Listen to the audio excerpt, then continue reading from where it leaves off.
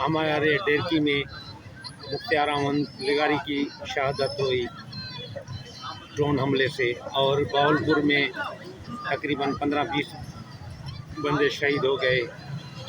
یہ جو ہے عوام پہ حملہ ہوا، نہتے مظلوم نہتے لوگوں پر حملہ کر رہے ہیں، ہم حملہ کر رہے ہیں۔ یہ بین الاقوامی جو قانون ہے اس کے خلاف ورزی کر رہے ہیں، اور ڈرون حملوں کو ہماری جو سن رہے ہیں سوشل میڈیا میں، آرمی نے اس کو کریش کیا ہے، اپنی جگہ پہ پہنچنے سے روک لیا ہے۔ ہم پاک فوج کو سلام پیش کرتے ہیں۔ اچھا، یہ ہندوستان کر رہا ہے یا ان کے ساتھ کوئی اور بھی پیچھے طاقتیں ہیں جو ان کی مدد کر رہی ہیں؟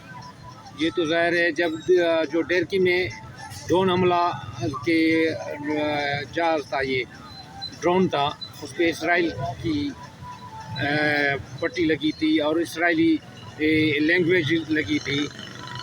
صرف بھارت نہیں ہے، بھارت کے ساتھ اسرائیل بھی ہے۔ اسرائیل جو مسلم امت کا دشمن ہے ازل سے، یہودی لابی جو ہے مسلمانوں کی دشمن ہے۔